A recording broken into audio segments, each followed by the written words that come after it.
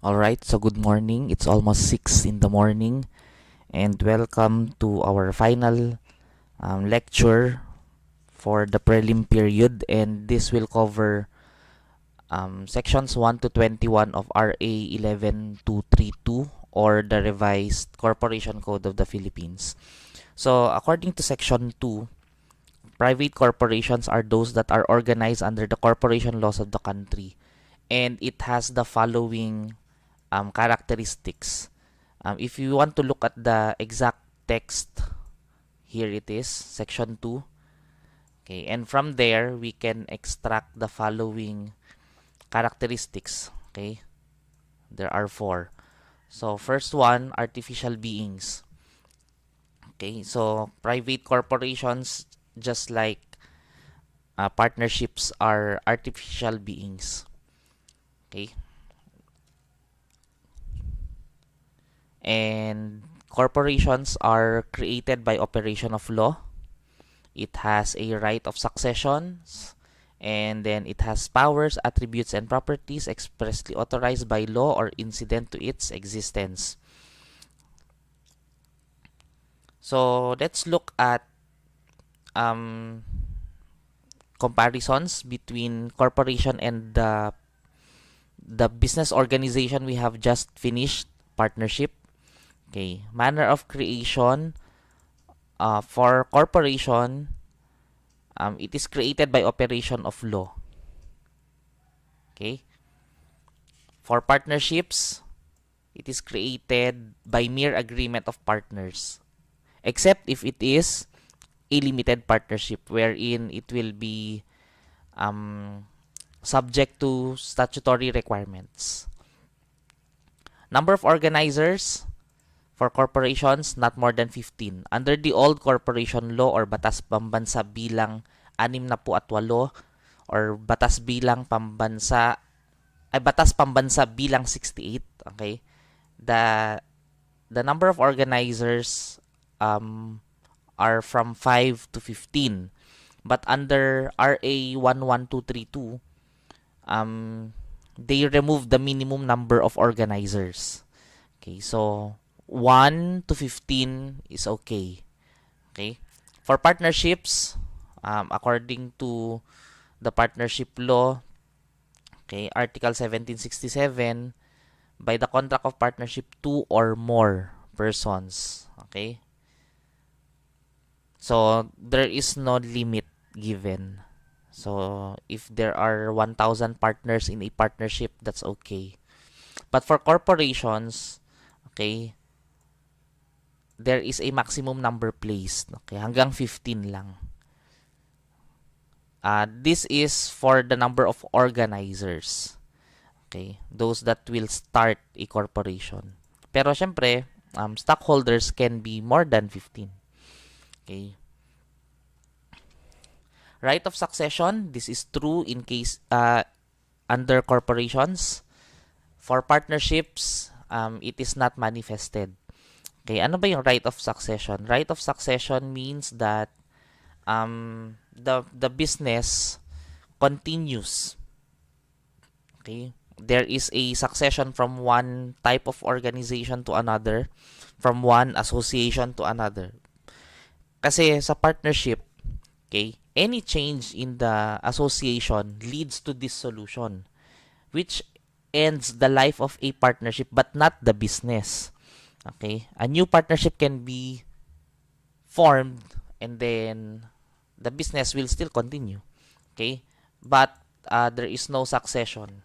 Okay, because yun nga, the life of the partnership ends. Okay, but for corporations, if for example a stockholder dies, okay, the the associations are being there is a change in the association, but the life of the corporation is not hampered. Okay, pero sa partnership, if a partner dies, tapos ang partnership, buo kayo ng bago, okay, in order to continue with the business.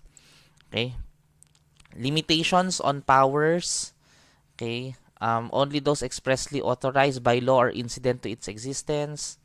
Sa partnership, there is no limit as long as it is not contrary to law, morals, good customs, public order, or public policy.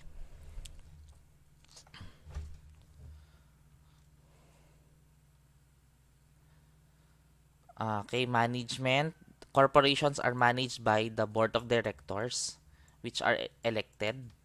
Okay, and then management rests on the managing partners if there is a managing partner assigned.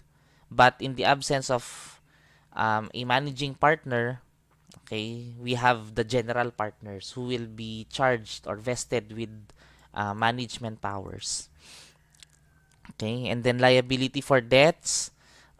Stockholders are not liable for the debts of the corporation. Okay, but under partnerships, the partners are generally liable with their separate assets for partnership debts. Exception if you are a limited partner. Um, when does a corporation start or commence? When the SEC issues the certificate of incorporation. For partnership, when the partnership contract is executed. Okay, siguro magtataka kayo, Sir, akala ko ba from the moment na nagkaroon ng meeting of the minds, meron ng partnership. Well, that's true. Because remember, partnership contracts can be oral too. Okay? Sabi nga natin sa partnership, it can be constituted generally, okay? Partnerships can be constituted in any form. Okay, except if 3,000 or more yung capital or merong immovable properties involved or real rights involved. Okay. Pero the more accurate at ano talaga would be the execution of the partnership contract. That signals the beginning of the life of a partnership. You can execute an oral partnership contract. Okay? Agad-agad. Pwede naman yun. Okay? So, parehas lang. Okay? Yun nga lang kasi, to cover everything, kasi syempre, what if merong real rights or real properties involved, di kailangan naka-public instrument yan. So, the contract must be executed. Okay? So, mas accurate ito. Okay? Transfer of interest, pwede mangyari yan even without consent of other stockholders. Delectus personae does not apply under corporations. Kasi if I am a stockholder and then I want to jump ship kasi nga palubog ng isang corporation, like for example ABS-CBN, natapos ay hindi binigyan ng franchise to operate on air. So inevitable na yung pagbaba ng stocks niya. So I can sell my stocks to anyone. Okay, do the other stockholders have to approve? Hindi naman na. Okay? So, transfer of interest is possible under corporations. Nga lang, consent of other stockholders is not needed. Unlike partnerships, well, interests can also be transferred or assigned. Okay? Pero you can only admit that person into the partnership if there is consent by the other parties. Okay, term, under the old law, 50 years, renewable siya every 50 years. Ngayon, under the revised corporation code, perpetual na yung life niya. As mentioned in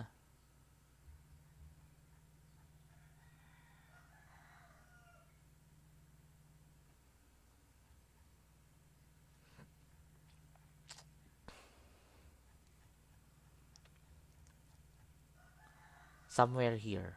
Okay?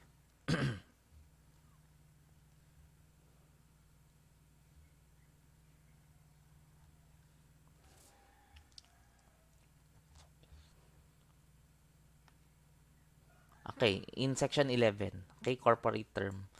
Okay? Corporation shall have perpetual existence unless its articles of incorporation provide otherwise. So generally, perpetual ang corporation. Ang term, ang buhay ng corporation. Okay?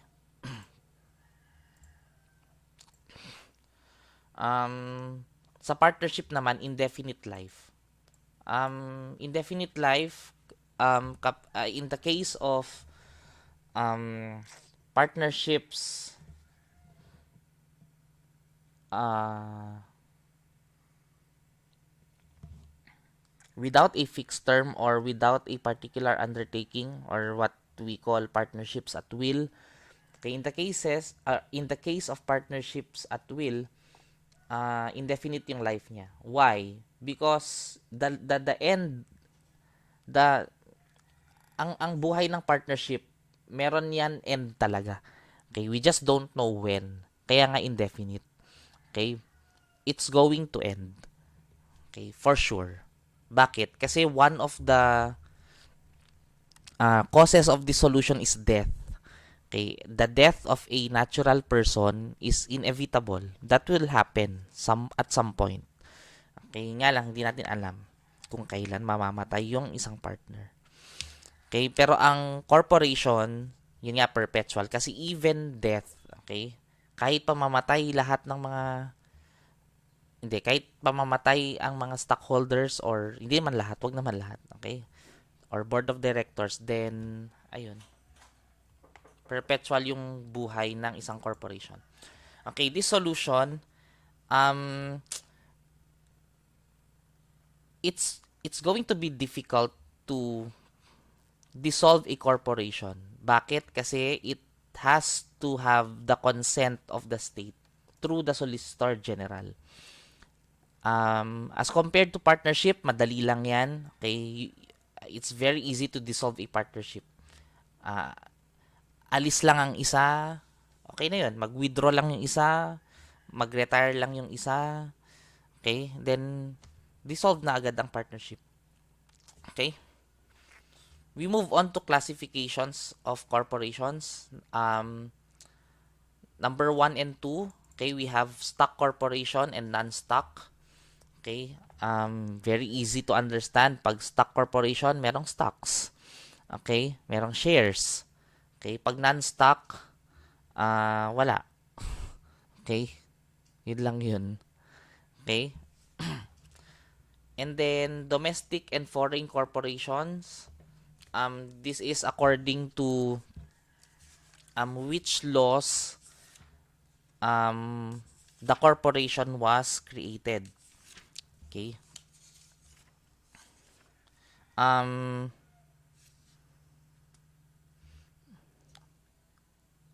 If it is created under the Philippine laws, then it's domestic. Otherwise, it's foreign. And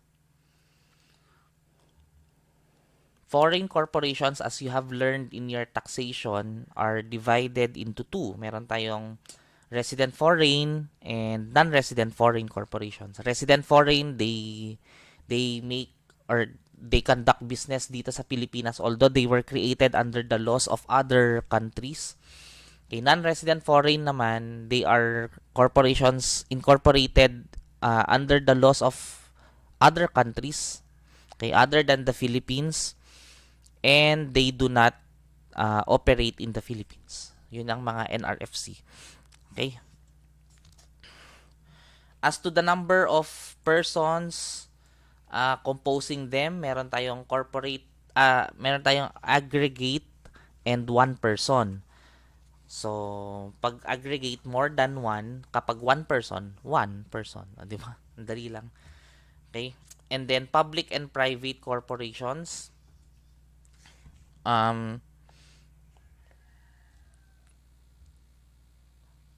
Okay. Let me give examples pala, no? Sige. Sa stock corporation, Jollibee. Okay, sa stock corporation, Jollibee Foods Corporation is a stock corporation. An example of a non-stock corporation would be our school. Okay, our school is actually a corporation and it is a non-stock corporation. Okay? Domestic corporation. Ayun, Jollibee Foods Corporation din. Okay? And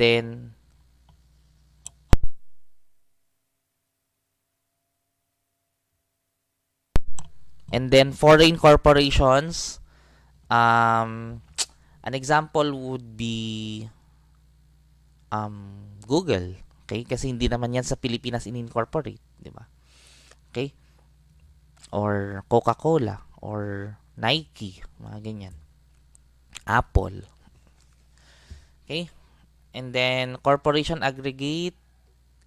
Marami namang examples dyan. Basta one corporator. One person, this is something new kasi. Although meron tayong mga corporation sole dati under the old um, corporation code. Pero itong one person corporation kasi this is a new concept dito sa revised corporation code. Okay, and then next, public and private corporations. So, ang public corporation, one that is organized for the government of a portion of the state. So, for example, the city of Tuguegarao, that is a public corporation. Private corporations naman, one that is formed for a private purpose. And yan ang pag-uusapan natin for the rest of the semester. Wala tayong pakialam sa public corporations. Okay, ang focus natin would be private corporations. Although meron din tayong tinatawag na quasi-public corporations. These are private corporations owned by private individuals but serve a public purpose. Yung mga utilities natin, okay, electricity, mga ganyan. Okay, those are examples. Kasi the nature is to provide service for the public, pero they are owned by private individuals.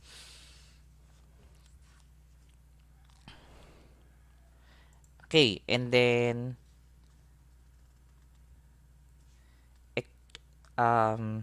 ecclesiastical and lay. Okay, these are corporations as to whether they are for religious purposes or not. Okay, ecclesiastical for religious, lay not religious. Okay?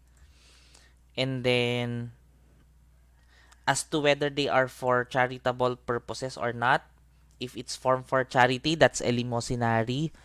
If not, it's civil. Okay?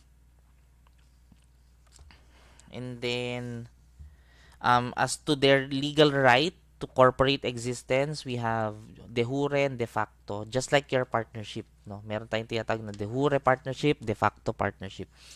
Dito naman meron din. Okay? De jure, under the law, it exists in law and in fact. Pag de facto, it exists in fact lang. Okay? And then as to their relation to other corporations, well, corporations kasi can own other corporations, di ba?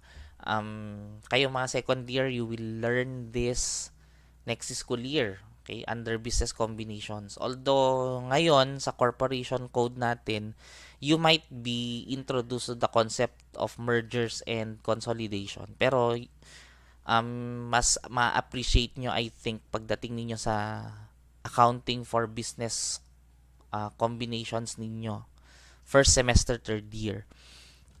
I hope bisak pa rin kayo by that time.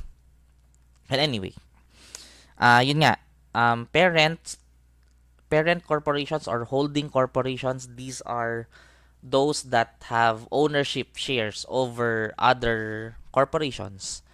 Okay? And then subsidiary, kabaliktaran, sila yung they are owned by other corporations. Okay? And then, meron din tayong tinatawag na close and open corporations. Whether they are, ang close operations kasi, ang close corporation kasi, limited to a few people. Hindi din siya listed to any stock exchange. So, hindi siya talaga open sa public. And then, open corporations, open siya sa public. And, listed siya sa any stock exchange. Open siya for trade. Okay, and then, corporation by estoppel, it's not really a corporation but considered one with respect to those who are precluded by their admission from denying its existence. Parang partnership by estoppel din. They are not really partners but because other people or third persons were led to believe that they are partners, edi sa mata ng partner na sa mata ng third person na yun, then they are partners. So ganun din dito. Okay, if other people are led to believe that they are really, or they have really formed a corporation, then they will be liable as such. Pero they're not really a corporation. Okay. And then, ayan, corporations created by special laws. If a corporation is created by a special law, then it will be governed primarily by that law. Okay, example, SSS. It's not covered by the Corporation Code of the Philippines, but rather by RA 1161. Okay, as amended by RA 8282. Ayun nga, kasi dahil special law ang nag-create ng corporation na yan, then yun. Okay, that is the law that will govern the operations of that GOCC, but not by the corporation code. Okay.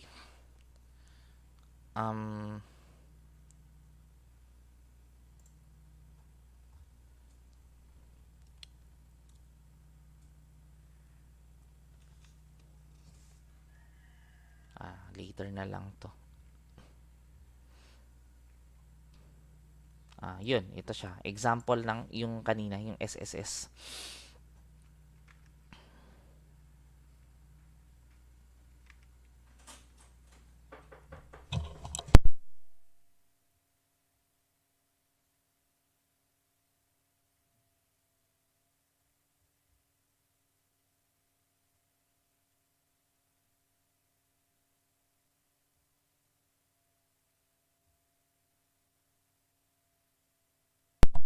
Okay, and then components, it's listed here under section 5. Ayan, components of a corporation. By definition and as provided by section 5, corporators are those who compose a corporation, whether as stockholders, okay, or members in a non-stock corporation. Okay, these are corporators. Okay, incorporators are those who originally formed the corporation, and they are the signatories of the articles of incorporation. Okay, stockholders naman ang tawag kapag sa stock corporation, kapag non-stock members ang tawag. Okay, yun lang naman ang section 5. Ayun. Okay, take note that only natural persons can be an incorporator. Okay? Pero juridical persons can be corporators. Okay? Pwede silang maghawak ng stocks ng ibang corporation. Okay? But pag sinabi nating incorporator, natural persons lang dapat. Okay? Therefore, another corporation cannot start another corporation. Hindi siya pwedeng maging incorporator.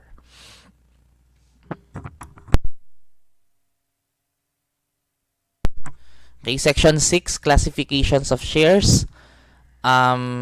It must be indicated in the articles of incorporations. Okay. And what are the usual classifications of shares? Dalawa lang naman yan. Ordinary and preference.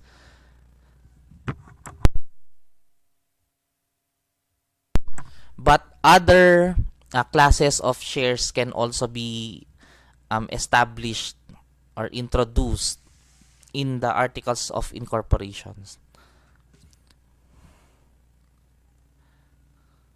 Ayan, like ito, for example, okay, yung most common, ito talaga, ordinary and preferred. When you say ordinary stocks, these are stocks that hold the voting rights.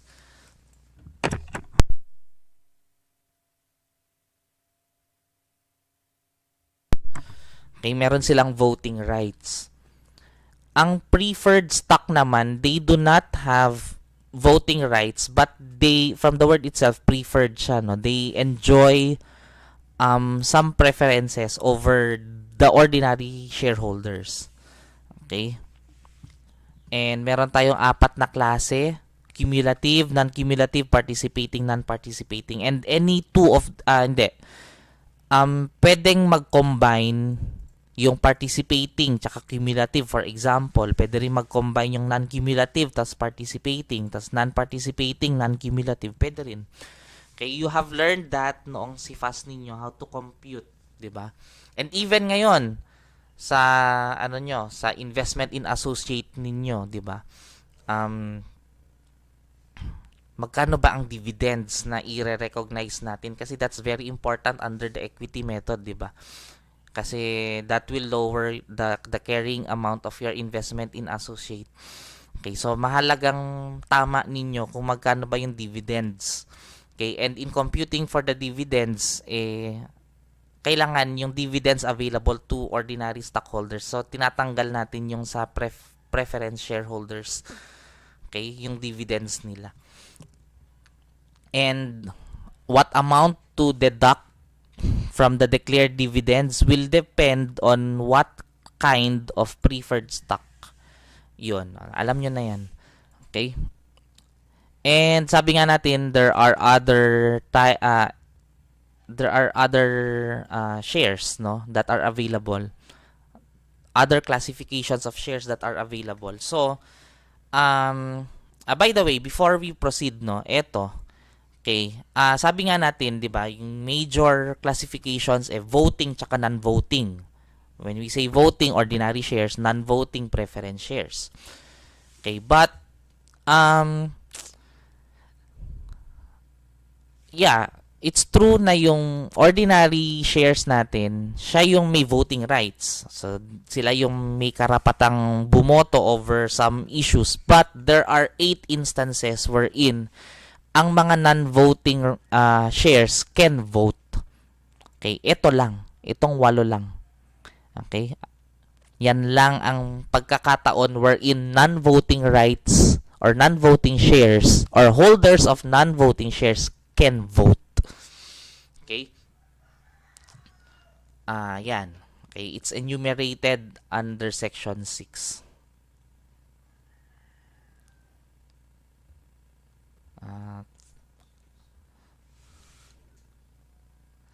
Okay, section 7, meron tayong tinatawag na founder shares. Okay, those which grant to the founder certain rights and privileges not enjoyed by other shares. Ayan.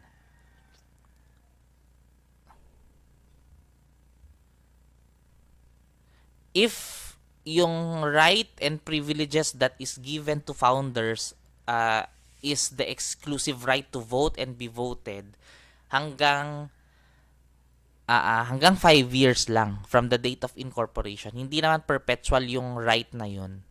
Okay? Pero pag other rights or privileges naman, wala namang limit. Ang binibigyan lang ng limit yung to vote and to be voted for, para mabigyan naman ng chance yung iba. Okay? Para hindi naman exclusive sa mga founders. So maybe sa una, they are given a head start, pero kalaunan, those who don't hold founder shares can also be voted in. They can also vote. So, binibigyan lang ng head start na 5 years. Okay, after 5 years, that exclusivity the exclusive right to vote and to be voted for is removed. And then, meron din tayong redeemable shares as provided by Section 8. There are instances kasi wherein corporations, lalo na if you start from nothing, wala kayong funds. Okay, you will have to sell stocks, pero minsan kulang pa rin. So, ano ba ang magiging resort natin? Di uutang. Pero parang ang pangit yatang tignan, utang agad, kakastart lang ng company. Okay, so parang uutang din talaga tayo, but instead of recording a credit, siyempre, kunwari cash ang uutangin natin, di debit cash yan. Okay, instead na yung i-credit natin would be loans payable, for example, or notes payable. 'Di ba magandang ordinary share capital na lang. 'Di ba? Para mas magandang tignan sa books. Wala tayong liability. Okay? So, yung creditor, sana natin nabago natin yung relationship, naging shareholder natin. 'Di ba? Pero pagbabayaran ko na sila, okay? Kung kunwari umutang ako ng 10 million pesos, okay, the corporation uh, uutang ng 10 million. And then ayun, pag dumating na yung panahon na babayaran na natin yung 10 million pesos, edi babawiin na natin yung yung shares. Kaya siya tinatawag na redeemable shares. Okay? So, they can be issued by the corporation when expressly provided in the articles of incorporation. Ayan. They can be bought back by the corporation. Pwede silang bilhin ulit. Okay? Pwede silang ang ibang tawag ng redeemable shares is callable shares. Okay? Pwedeng i-call or i-recall ng corporation from whoever holds them, no? That's one example kung paano ano ba yung logic behind redeemable shares. Okay, treasury shares. Ito, napag-aralan niyo ito sa CFAS ninyo. Ordinary share capital na issue, naging outstanding, and then binili ng treasury share, binili ng corporation at cost, o di i-record mo at cost, di ba? Alam nyo na yan. Okay? And then, syempre, kalaunan, i-retire nyo rin itong treasury shares. So, ayan. So, treasury shares, pero dito sa corporation code, hindi naman namin kayo pagjo-journalizing ng paano ba i-retire ang treasury shares. No. Okay, concept lang tayo. Okay, and treasury shares are shares of stock which have been issued and fully paid for but subsequently reacquired by the issuing corporation through purchase, redemption, donation, or some other lawful means. Okay, such shares may again be disposed for a reasonable price fixed by the board of directors. Okay? Pag na-reacquire yung treasury shares, pwedeng ibenta. Okay? If it is above cost o di may bago kang account na i-create yung share premium treasury, di ba? And others. Okay? So, yan yung first yan yung general provisions ng RA 11232. Wala, inintroduce lang naman yung classes of stocks, of shares. And pinakilala sino ba yung mga incorporators, corporators, stockholders, members, and ano yung classes. Okay, which we have listed kanina. And of course, yung characteristics ng corporation which we compared sa isang partnership. With yung partnership tsaka corporation naman, these are two different business organizations. So, ayun, i-compare na rin natin side by side. So, for the rest of the morning, eto, Title 2 tayo. Incorporation and Organization of Private Corporations. Paano ba tinatayo yung isang private corporation? But before that, ito muna yung number. Nasabi na natin yan, not more than 15.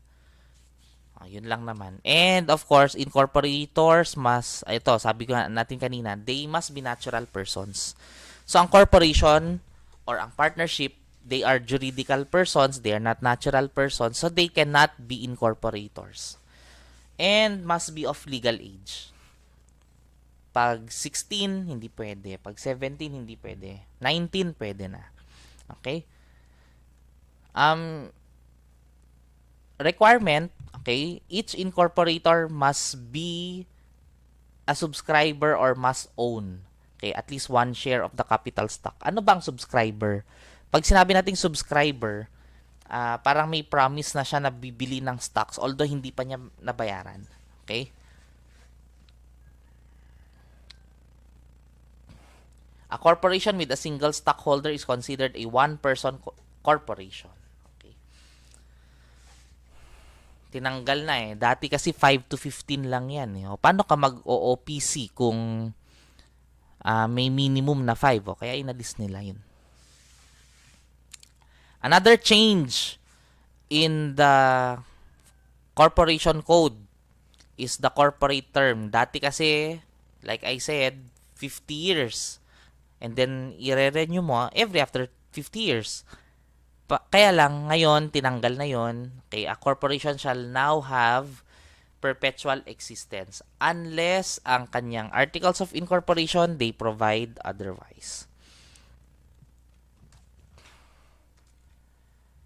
And then, minimum capital stock. Dati, this is required. Ngayon, hindi na. Under the old corporation code, this is required. Okay. Ngayon, tinanggal na yung minimum requirement. Okay, mas madali na para sa inyo. Swerte nyo, no? Okay. Now, Section 13, the contents of the Articles of Incorporation. So, the Articles of Incorporation is very important para i-grant ng SEC yung ano ninyo, yung certificate of incorporation. Okay? Ayan.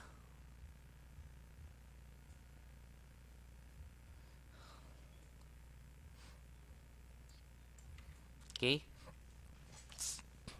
Ayan o. Very clear. All corporations. So, if you are applying to create a corporation, kailangan mo pagdaanan to. You have to do this.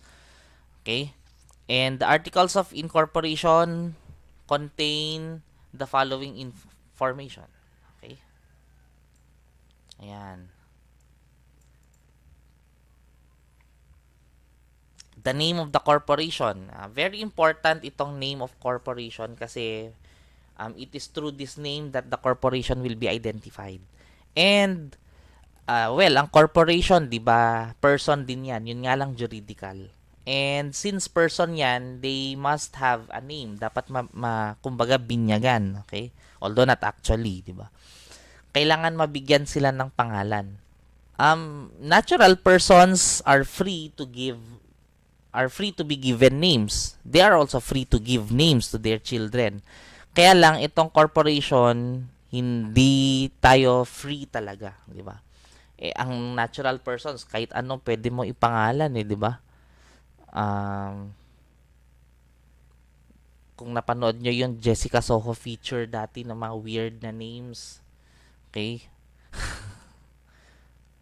And then, ayun. Pero ang corporation hindi. Okay? Medyo meron tayong restrictions. Okay, what are the restrictions? As long as it is not similar or confusingly or deceptively similar to another corporation's name. Okay? Jollibee Foods Corporation. Meron ng ganon. Can you name your corporation Jollibee Foods Corporation din? Hindi na pwede. Okay, how about Jollibee Deodorant? Pwede ba yun? Pwede. Okay, or Jollibee Photography. Pwede. Okay? As long as hindi mo siya gagayahin talaga. I mean, hindi mo siya gagamiting in the same way it is used. Jollibee sa foods naman ginamit eh. Wag mo sa foods gamitin. Jollibee appliances. Pwede. Okay?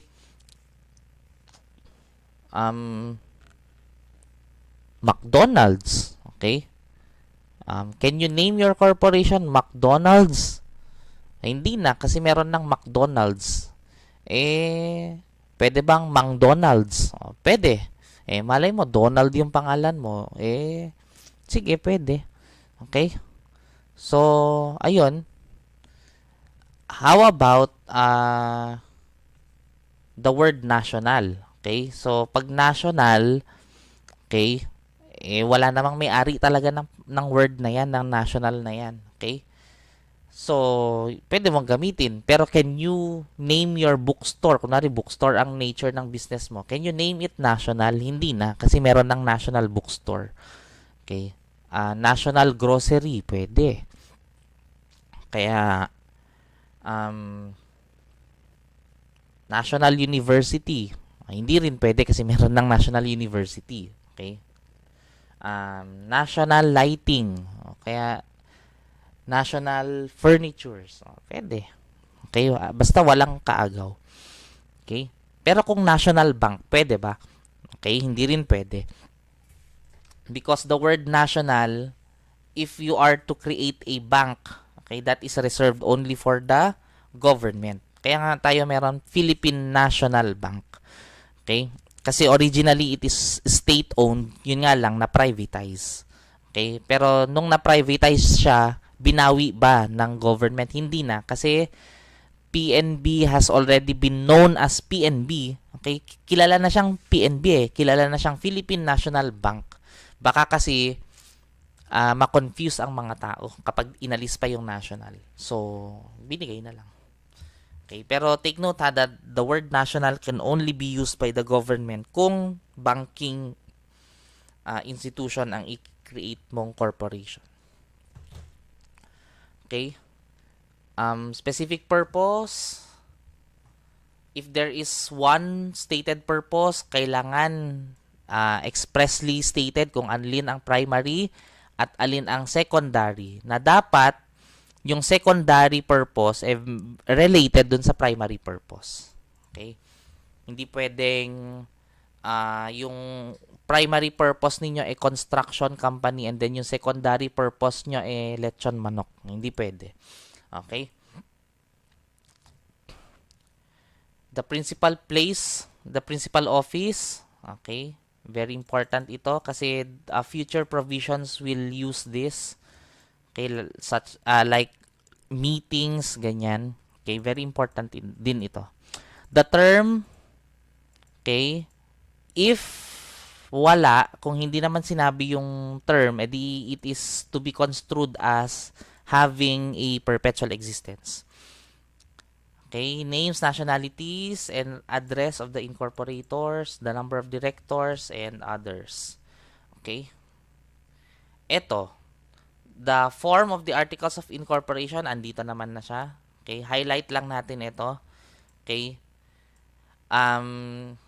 Yung name ng corporation must be followed by Inc., meaning incorporated, or the word corporation, or OPC if it is a one-person corporation. So, for example, National Grocery Incorporated, di ba? Okay. Or Doofenshmirtz Evil Incorporated, di ba? Kung nanonood kayo ng Phineas and Ferb. Okay? And then, kaya Jollibee Foods Corporation. Okay? Di ba? Or ano bang gusto ninyong pangalan ng inyong Me, Myself, and I, OPC. Di ba? Pwede lang. Okay? Purpose, ilalagay dito. Ayan nga. You can find here. This is just the prescribed format, no? Nga lang, may mga blanks. Kasi nga, format lang siya. It's just a skeleton. Okay, and all of these things, okay, will be seen. Okay, hanggang J. Makikita nyo yan dyan sa form. Okay?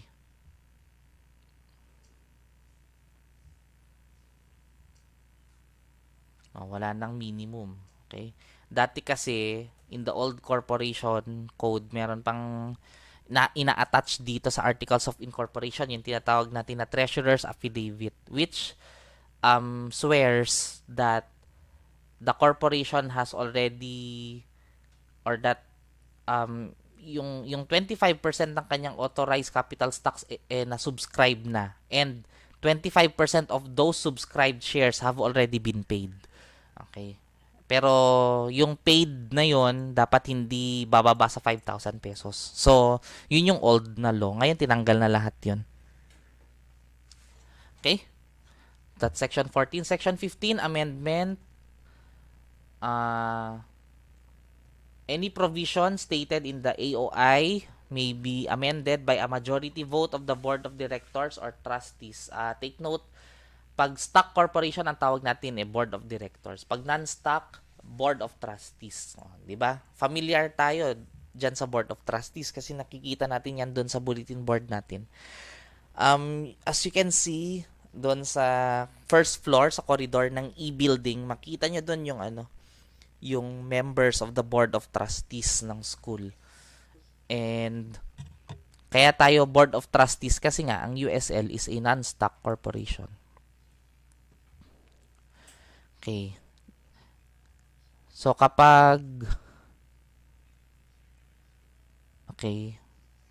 majority vote of the Board of Directors and 2/3 of the outstanding capital stock. Kapag non-stock naman, majority of the trustees and 2/3 of the members. So parehas lang. Okay, majority of the board of directors or trustees tapos 2/3 of the shareholders or members.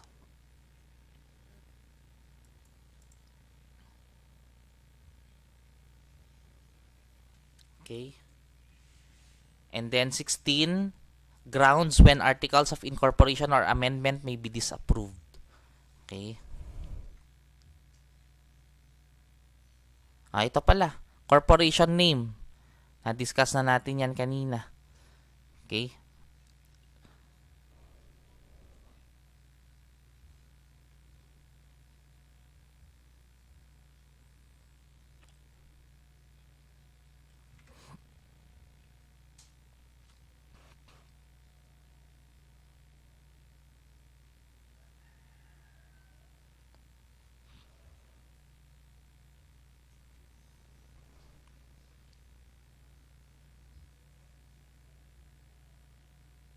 Okay, the steps in incorporation is also here. Okay, and it ends with the issuance of the certificate of the incorporation by SEC, which signals the start of the life of a corporation.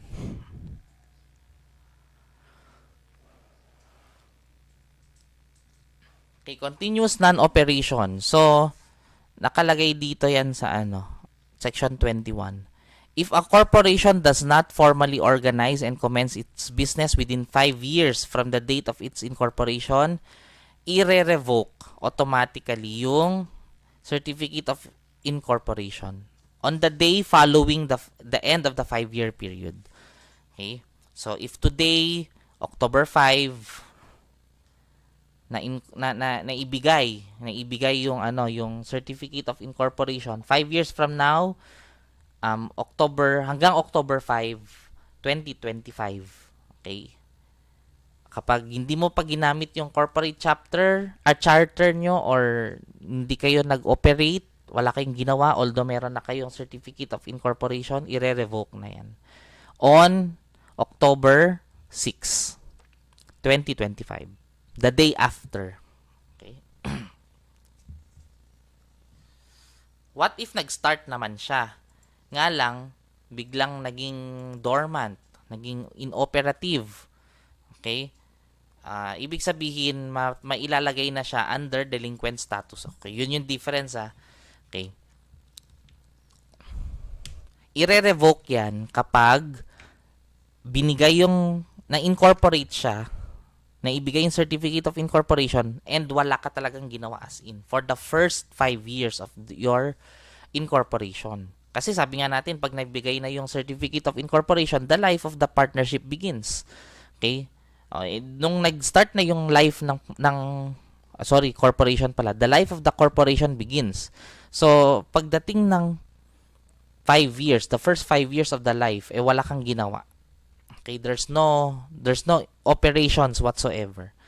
Okay? I-revoke yung certificate of incorporation. Pero kung nag-start ka naman within the first 5 years, yun nga lang, bigla kang naging dormant for so long, okay, at least 5 years, ilalagay ka under delinquent status.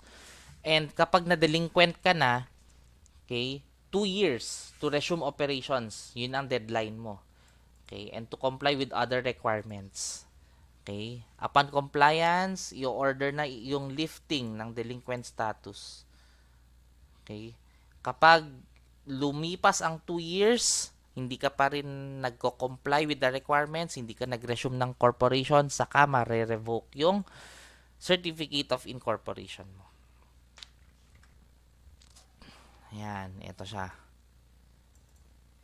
Pag continuous non-operation, binigay yung certificate of incorporation and then 5 years na walang galaw. Walang kahit ano. Automatic revoke yan. Okay? After 5 years. Pag delinquent naman, nag-start ka nga, pero bigla kang naging dormant for 5 years. Straight. Okay? Pag na-name ka na as delinquent, you have 2 years to comply. If complied, ililift yung delinquent status. Okay, tuloy ka. You operate again. Pero kapag you failed to comply within those 2 years na binigay sa'yo, after being declared delinquent, i-re-revoke na yung certificate mo. Okay? Capital stock, okay, or share capital, okay, amount specified in the articles of incorporation paid in for carrying on of the business of the corporation. So, kumbaga yan yung ownership shares ng mga shareholders. Kaya yan yung capital stock. Meron siyang mga parts, as you already know, na napag-aralan nyo na to sa CFAS. Okay, pero just to refresh you, authorized stock capital, total amount of shares which a corporation is allowed to issue if shares have a par value. Ito yung may journal entry. O kaya kung memorandum method kayo, pwedeng memo entry lang to. Okay? Basta yan yung authorized. Okay? Subscribed, yan yung part na subscribe na. Okay? Whether paid or unpaid. So, kunwari, authorized share capital natin is 10 million pesos divided into 100,000. Okay, divided into 100,000 shares of 100 each. Ayan. Yan yung authorized. Hanggang dyan lang. Hanggang yan lang ang pwede mong i-issue na shares. Okay? And let's say that of the 100,000 shares, 50,000 was subscribed. Diba? So, debit subscriptions receivable, credit subscribed share capital. Okay? Outstanding capital, yan yung hawak ng stockholders. Kasi yung authorized, pwedeng hindi lahat yan outstanding. So, if yung example natin, 100,000 shares yung authorized, 50,000 na subscribe na, okay? Magkano ang outstanding capital stock? Di yung remaining 50. Okay?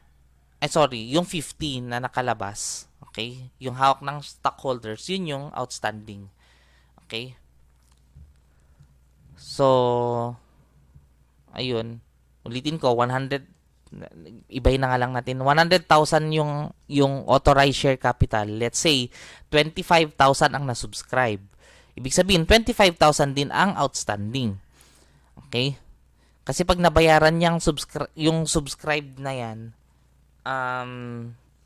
yung certificate of yung share certificate or stock certificate will be given to the shareholder. Okay? So, yun din yung outstanding. Okay?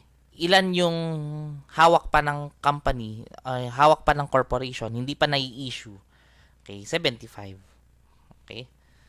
When you say outstanding, yun yung nasa yung hawak ng subscribers or ng stockholders. Except treasury shares. Treasury shares is a reduction, okay, of your shareholders' equity.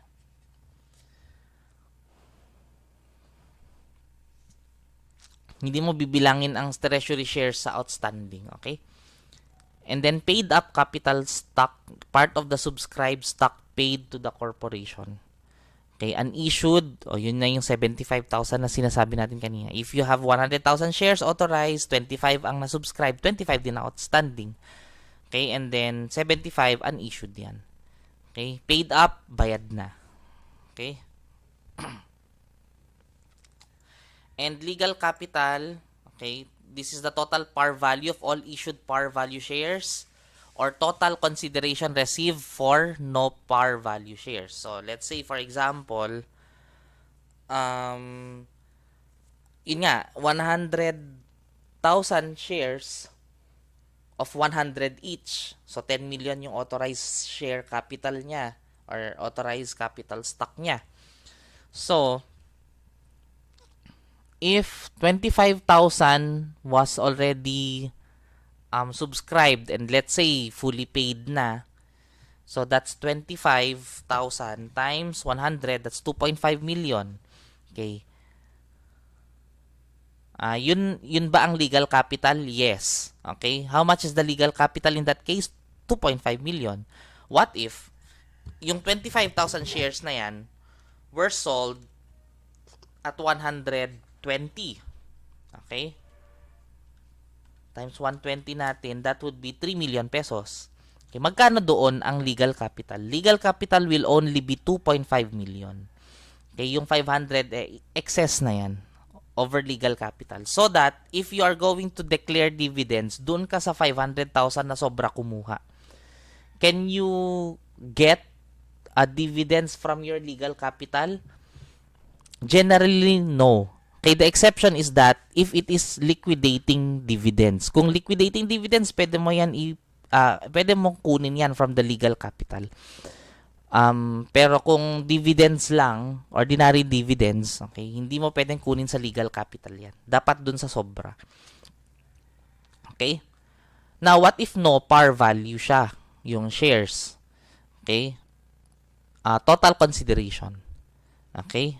Yung total consideration, kung magkano lahat. Okay? Ibig sabihin, for no par value shares, lahat ng paid up capital is legal capital. Pero kapag par value shares naman siya, yung par value, yun lang ang legal capital. In excess of the par value, that's not part of the legal capital. Okay? Once na nagkaroon ka ngayon ng par value can be determined by the corporation. It can be set very high, it can be set very low. Pero once na nag-set ka na ng par value, you cannot issue shares below par value kasi magiging watered siya. Okay? Yan yung tinatawag natin na watered shares if it is issued below par value. Let's say, par value is 15 pesos. Tapos, ini-issue mo siya for 12 pesos. The watered share na yun. Okay, wino-water down mo yung value ng shares. Can you issue for 20 pesos? Oh, kasi 15 ang par value. Higher, pwede. Okay? Magiging share premium yung 5 per share. Okay? Yun lang naman. So, good luck and God bless sa exams ninyo mamayang hapon. Actually, mamayang gabi. Okay? From 6 o'clock to 7:30. Coverage will be 1 to 5. Weeks 1 to 5. Pero, itong corporations, medyo significant number din siya. Medyo marami-rami din. Pero syempre, mas marami yung partnerships. Okay? So, review, relax. Okay? May tax pa kayo mamayang 9 o'clock, I guess. So, after that, 12 o'clock, pwede na kayong mag-review ulit. Rest, siguro saglit pala. Okay? Kain. Then, mag-refresh. Okay? Mag-cram. Okay? So, yun lang. Good luck and God bless sa exams ninyo this afternoon.